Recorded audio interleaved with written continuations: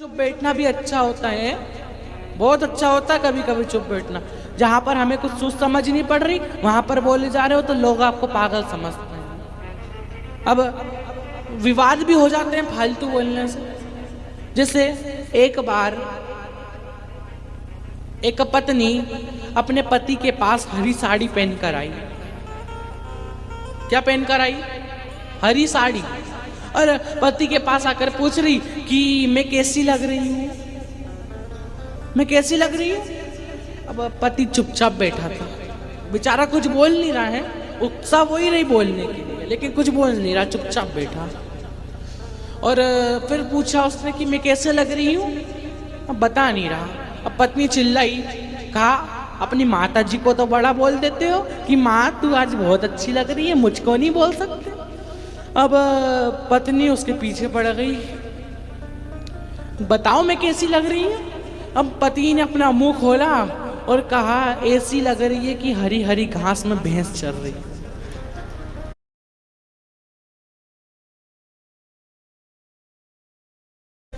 ऐसी लग रही है कि हरी हरी घास में भैंस चर रही है। अब पति ने जैसे ही मुंह खोला विवाद हो गए, पूजा हो गई पति की अच्छे से लपक के। मैंने कल भी कहा था दो पूजा होती है, एक करवा चौथ की अलग पूजा होती है और एक घर की अलग पूजा होती है, बिल्कुल अलग, डिफरेंट, बहुत बहुत अंतर है। घर की पूजा अलग होती है और जो तुम श्रद्धा भाव से करती हो वो पूजा अलग होती है, बहुत अलग। और कभी कभी पत्नी के मन में आए तो वो लपक की पूजा कर देती है फिर। और हमने कल कहा था कथा में, कौन कौन ने अपने पति के चरण छुए, हाथ उठाओ जरा, कौन कौन ने छुए। अब पति आया कि नहीं आया साथ में? आए ना, जिस जिसने चरण छुए पति भी लेके आ गया, बोला मैं भी कुछ सीख जाऊंगा, तू सीख गई तो मैं नहीं सीख सकता। अब हमने कल कहा था कि पति के चरण छूने चाहिए, क्योंकि पति के जब चरण छूगी यहाँ से आकर तो पति को भी बड़ी प्रसन्नता होगी कि कुछ तो सीख कर आई है। अब ऐसे कौन से महाराज आ गए जो इतना कुछ सिखा गए, ऐसे कौन से महाराज आ गए, चल मैं भी देख कर आता हूं। और शिव महापुराण भगवान शंकर हमें चुप रहना सिखाते कि हर जगह अपना मुख नहीं खोलो, जहां पर बोलने की आवश्यकता है वहां बोलो और जहां नहीं वहां नहीं। क्योंकि कुछ लोग ऐसे होते हैं जो बहुत पनौती होते हैं, जरा सा मुख खोलते हैं विवाद चालू हो जाते हैं, लड़ाइयां चालू हो जाती हैं एक शब्द से, इसलिए चुप ही रहो है तो ये अच्छा है। भगवान शंकर के चुप रहना सिखाते हैं। और जब आपने चुप रहना सीख लिया, जब आपने दुख को सहना सीख लिया तो भोलेनाथ भी आपके हो जाएंगे, क्योंकि भोलेनाथ खुद बिल्कुल चुप रहते हैं। जीवन में जो भी चल रहा है सबको धैर्य से आराम से सहते हैं, हमें चुप रहना सिखाते हैं। जैसे लोगों ने तो सबको अलग अलग कर दिया कि ये अलग वो अलग, ये भगवान अलग वो भगवान अलग। अब जैसे एक बार एक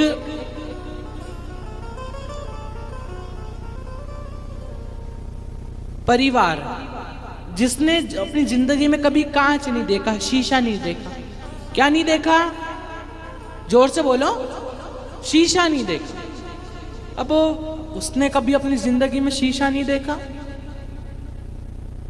और एक दिन उनके परिवार में से एक लड़का, उन माता पिता का बेटा मेले में गया। कहाँ गया? जोर से बोलो, मेले में। और अब मेले में जैसे ही गया तो जाते जाते जाते जाते वो मेले में गया तो उसे एक शीशा दिखा। क्या दिखा? शीशा। अब उसने आज तक शीशा तो देखा नहीं, वो उसके सामने जैसे ही गया उसने कहा, उसने उसको देखा, उसने उसको देखा, क्योंकि शीशे में तो अपनी सूरत दिखती है, तो उसने उस शीशे में देखा। तो शीशे में जैसे ही देखा तो उन्हें भाई साहब दिखे जो वो खुद थे। अब वो भाई साहब से कहा, भाई साहब सीताराम, भाई साहब सीताराम। वो भाई साहब ने भी कहा सीताराम। अब वो बड़ा प्रसन्न हुआ कि पहली बार मिले हैं भाई साहब और इतने अच्छे से बात कर रहे हैं हमसे, पहली बार में इतने अच्छे से बात। तो वो दुकानदार से पूछा कि भैया ये भाई साहब कितने के मिलेंगे। अब दुकानदार ने कहा कोई बात नहीं, कोई शीशा समझे या भाई साहब, अपनी तो आमदनी हो रही है, अपनी तो कमाई हो रही है। भाई साहब ये भाई साहब 2 रुपए के हैं, 2 रुपए के हैं। बेचारा जितने पैसे लाया था वो भाई साहब को खरीदने में निकाल दिए, और भाई साहब को खरीदने में पैसे निकाल दिए। 2 रुपए लाया था वो पूरे भाई साहब को खरीद लिया। अब भाई साहब को घर ले जाते बातचीत कर रहा, हाँ भाई साहब कैसे हो। उसने भी पूछा हाँ भाई साहब कैसे हो। अब उसने कहा मैं तो बढ़िया हूँ, तो उधर से भी आवाज आई मैं तो बढ़िया हूँ। दोनों तब क्योंकि शीशा था बेचारा। अब वो भाई साहब भी भाई साहब थे, हमको क्या पता। अब वो देख रहे भाई साहब कैसे हो, बढ़िया है, हम भी बढ़िया हैं। अब वो उसने जाकर वो शीशे को अपने बैठक में लगा लिया। कहाँ लगा लिया? बैठक में। अब वो शीशा लगाया और वो रोज बात करता शीशे में, भाई साहब राम राम। वो भी बोलता भाई साहब राम राम। अब एक दिन पत्नी के पास बैठा था अंदर उसके कमरे में, तो वो पत्नी से बात कर रहा था और पत्नी से बातचीत कर रहा था। तो बोलता 2 मिनट रुक जाओ, 2 मिनट में 2 मिनट में आया। और भाग के जाता, फिर बैठक में जाकर पूछ लेता भाई साहब खाना पीना खाओगे। वो भी पूछता भाई साहब खाना पीना खाओगे। बोला नहीं मैं तो नहीं खाऊंगा। तो वो भी मना कर देता मैं तो नहीं खाऊंगा। अब वो फिर अंदर जाता, फिर 2-5 मिनट बाद फिर वापस आ जाता, और भाई साहब कैसे हो। वो भी पूछता और भाई साहब कैसे हो। बढ़िया है, सब बढ़िया। अब 5 मिनट में बार बार जा रहा था, तो पत्नी ने देखा ऐसा तो आज तक नहीं कर, ये क्या कर रहे हैं, अब मैं भी जाकर देखूं जरा। अब पत्नी जैसे ही गई और पत्नी ने देखा शीशे में जाकर। अब वो शीशे में जाकर जैसे ही देखा, पत्नी जोर जोर से रोने लगी, चिल्लाने लगी, कहा मैं तो अपने घर जा रही। पता नहीं किस लड़की को लाकर इसमें बिठा दिया, किस तरुणी को लाकर इसमें इधर बिठा दिया। अब जोर जोर से चिल्ला रही, दड़ी करी, तो ऊपर से सांस उतर आई। अब सांस जैसी आई, अब सांस आई तो पत्नी से पूछा, वो बेटे बहू से पूछा क्या हुआ बहू, ती जोर जोर से क्यों दड़ी करी है। अब सांस बहू का तो 36 का आंकड़ा चलता है, 36 का आंकड़ा चलता है। अब सांस तेज, सांस शेर तो बहू सवा शेर, सांस शेर तो बहू सवा शेर। 36 का आंकड़ा चलता है दोनों के बीच में। कहीं कहीं तो दोस्ती भी हो जाती है, कहीं कहीं जैसे घोड़े और घास की दोस्ती होती है ना, वैसी कभी कभी बहू और सांस के बीच में दोस्ती भी हो जाती है। ऐसा नहीं है कि बेर ही बेर रहेगा। अब उन दोनों के बीच में बहुत प्रेम था, घोड़े और घास की तरह। अब गई, सांस ने कहा क्यों दड़ी कर रही है। कहा कि मैं घर छोड़कर जा रही हूँ। पूछा कि तू क्यों जा रही है, क्या हुआ, क्या हुआ देखो। क्योंकि आपके बेटे ने देख लो क्या कर दिया, एक तरुणी को, एक स्त्री को लाकर इधर बिठा दिया है, एक स्त्री को लाकर बिठा दिया आपके बेटे ने। अब सांस गई वो शीशे के सामने। अब उसके सामने जाकर वो उसको एक बूढ़ी अम्मा दिखी जो वो खुद थी।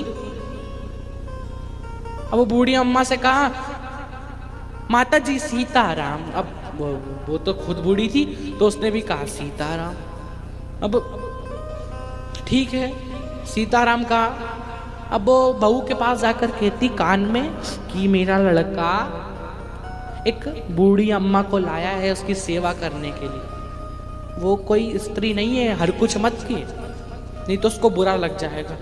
अब पत्नी जब, अब देखो शीशे की भी बड़ी गजब आदत है, जो उसके सामने जाता है वो उसका ही मुख दिखाता है, जो उसके सामने जाता है। और शीशे से हमें एक चीज सीखनी चाहिए, सच्चाई। जो सच है वो सच है।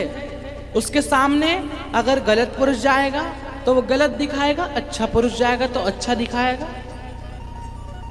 जिस प्रकार शीशा सच बोलना सिखाता है, सच दिखाना सिखाता है, वैसे हमें भी सीखना चाहिए।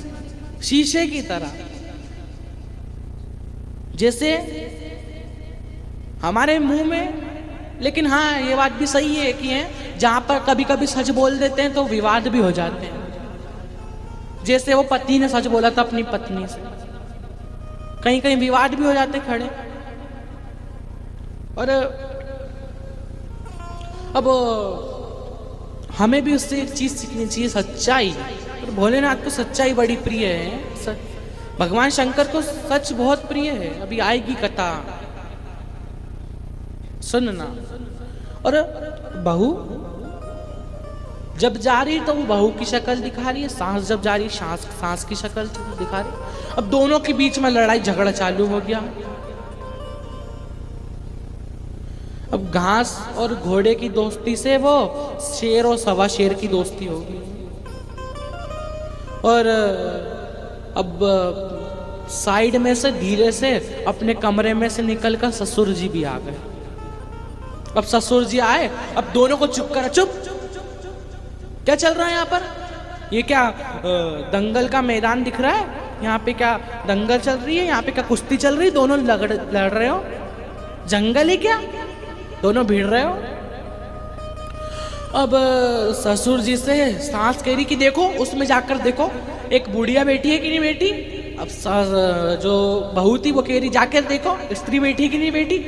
अब ससुर जी जैसे सामने गए, वो शीशे के उसके सामने जैसी गए, वो शीशा बूढ़े बाबा की शक्ल दिखा रहा। अरे बाबा की शक्ल दिखा रहा। अब बाबा गए अपने बहू और अपनी सास के साथ पास। अब सास के पास जाकर बोले, अरे तुम्हें पुरुष और स्त्री में भेद भी नहीं पता? वो एक बाबा है, एक पुरुष है दिखाई नहीं देता, एक वृद्ध है दिखाई नहीं देता। अब तीनों के बीच में लड़ाई झगड़ा चालू हो गया। अब जो बोल रहा था कि क्या ये जंगल है, क्या ये मैदान है कुश्ती का, तो वो खुद लड़ाई झगड़ा करने लगा। अब साइड में से धीरे से बाजार गया था बेचारा पति, वो आ गया। तीनों क्यों लड़ रहे हो? अरे देखो तुम एक स्त्री को लिया है और माता जी कह रही कि तुम एक बुढ़िया को लिया है, और बाबा कह रहे कि तुम एक वृद्ध को लिया है और वृद्ध बूढ़े को लिया है। अब तीनों ने बोला तो वो जो पति था उसने कहा, अरे वो भाई साहब है, भाई साहब। ना बुढ़िया है ना बूढ़ा है ना स्त्री है, वो भाई साहब है मेरे।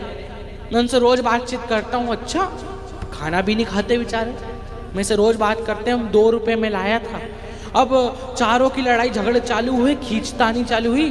अब एक ने इधर खींचा, एक ने उधर खींचा, और जैसे खींचा वो कांच गिरा नीचे, वो कांच फूट गया, शीशा टूट गया।